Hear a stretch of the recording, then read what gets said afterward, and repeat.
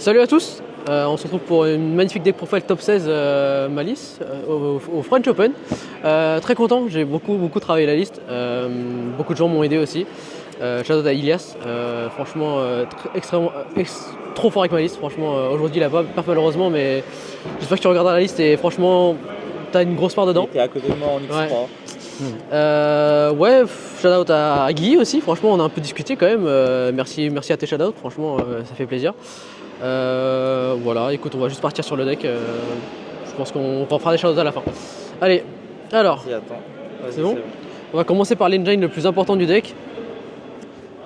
Les Fiendsmith. Ici, écoute, je pense avec la lumière. Les Fiendsmith. Moi je suis un fou, je mets Paradise dedans. Paradise c'est une carte spécifique. Je la garde quasiment tout le temps en go second sauf contre Malice. Parce que Malice je veux un max de cartes live.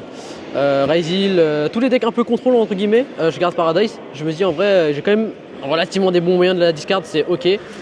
Ou au pire je la set sur un désiré. Genre en général tu peux quand même faire un désiré la set, je l'ai set une fois en go second, donc en vrai ça m'a fait gagner, donc pourquoi pas. Donc ouais, Fiendsmith c'est vraiment fort. Et surtout c'est plaisant à jouer. Et ce qui est trop bien avec Fiendsmith c'est qu'en général si tu joues contre un autre Fiendsmith et que t'es meilleur, tu vas souvent gagner. Et c'est ça que j'adore. Franchement ça c'est vraiment trop bien. Donc voilà, ça c'est les petits Fiendsmith, sympatoche. J'ai commandé 2 engravés en quarter, ils sont pas arrivés, ils sont en Guyane. Voilà, c'est pour la haine. Hop, les bestiaux. Hop. Et la regain. Je joue un de chaque, un tout petit peu moins que Guillaume. Ma théorie c'est que je joue un deck avec plus de cartes, donc forcément je veux réduire un peu le nombre de cartes autant que je peux. Donc là on est là ici. Donc ouais, c'est rien à dire, c'est ratio classique. Saronir trop important, peu importe. Si vous jouez Lublion, faut jouer Saronir les gars. Genre Saronir il te permet de foucher Lublion, foucher Magna, ça trigger la regain, Lublion tu récupères en main avec Firewall. Mais si tu joues pas Firewall, je comprends que tu joues pas Saronir, mais la carte est vraiment trop forte pour pas la jouer je trouve. Donc ouais. En fait les viseurs sont forts en ce moment, donc en avoir un peu plus c'est pas trop dégueu. Donc ouais. Ensuite, pardon, hop.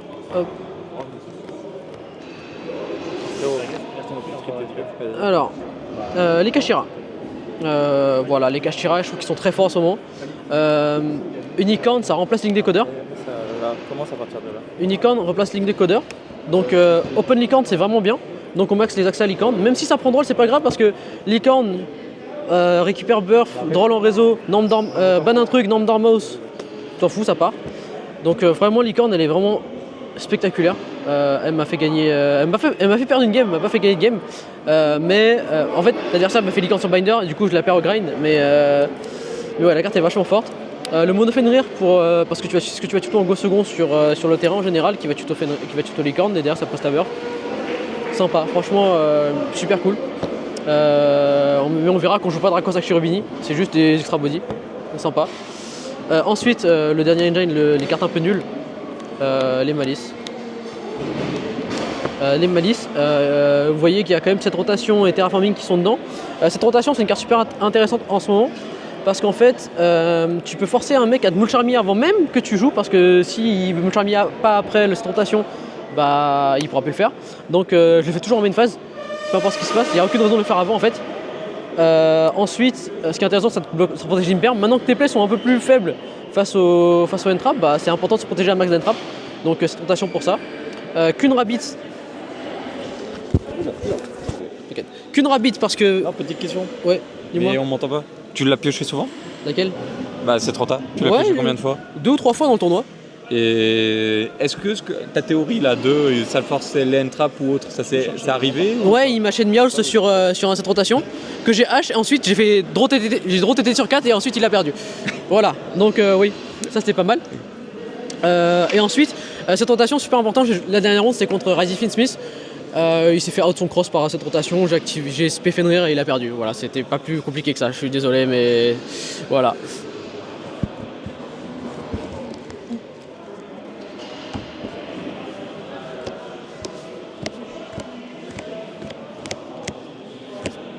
Et maintenant on part sur les free spots du deck, les free spots entre grandes guillemets. Tu peux pas rassembler tes ennemis.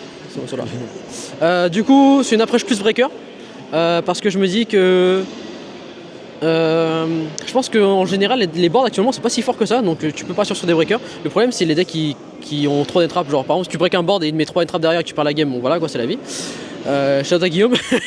Il s'est pris Evenly magnifique sur un token Nib, mais il a quand même gagné parce qu'il y a 3 entrappes. Mono Imperm pour le PTT. La Limperm peut devenir Daruma. Franchement Daruma elle est super intéressante.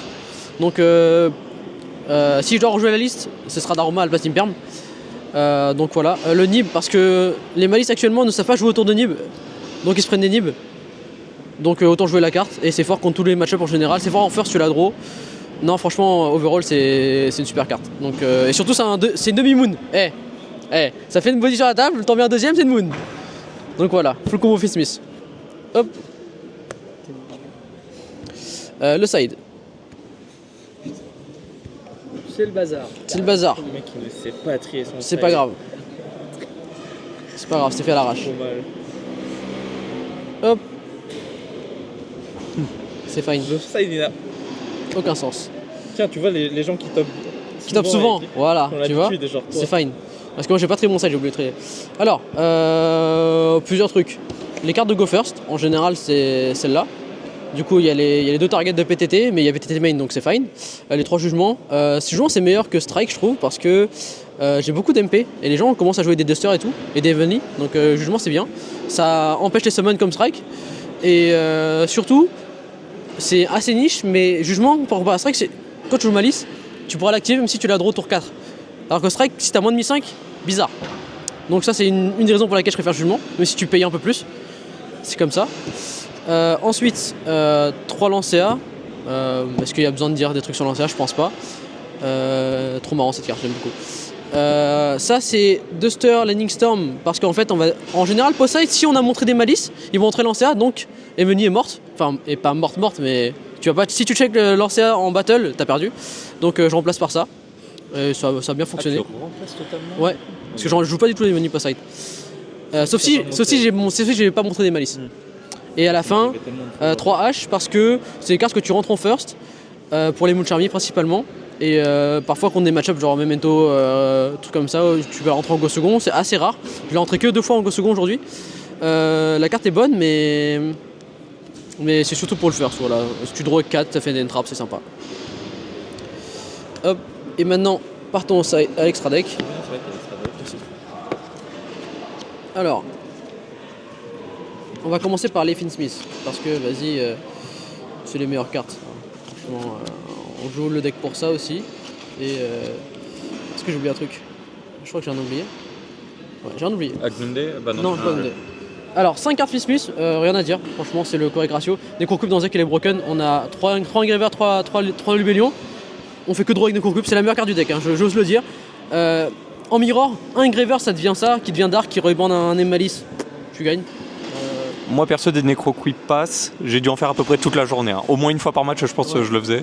Franchement, je suis assez d'accord avec Guillaume. Si on joue une version plus entrap du deck et pas la version breaker, Necrocube pass, je l'ai beaucoup fait aussi et ça gagne des games. Franchement, c'est classique.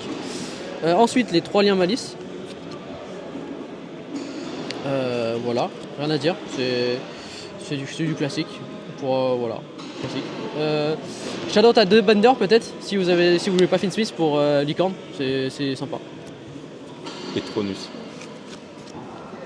Les cartes d'Engine Malice, ça c'est requirement obligatoire. Tu joues pas Malice sur ces cartes là, faut vraiment pas le faire. Sauf si bon, tu veux jouer les typhons à la place, je peux comprendre. Les takes sont.